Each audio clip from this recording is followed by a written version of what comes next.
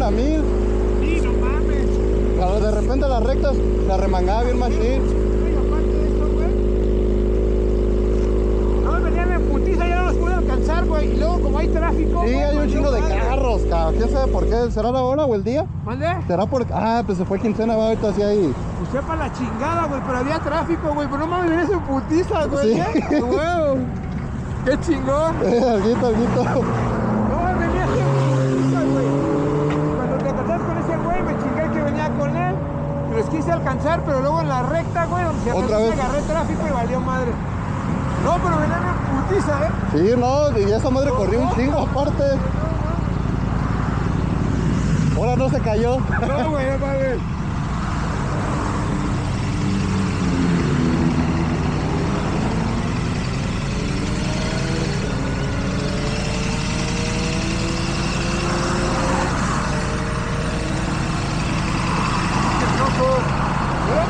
Muchos locos. Güey, el pinche Charlie que pone bien loco. Ay, ahora resulta que yo. Me dejó el güey. Me dejó y se agarró con una antena bien, güey. Y me valió madre.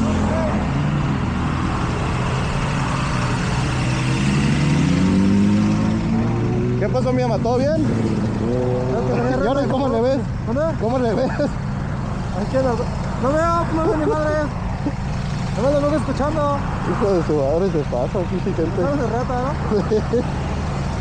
Y se hace poco de falta para ver las revoluciones. Sí, o sea, digo, aunque estés acostumbrado, no está de más.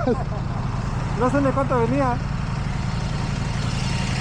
De hecho, le digo al Gus, adelántense, porque como voy con ella, voy un poquito. Sí, pues más tranquilo. Por ahí debe de venir.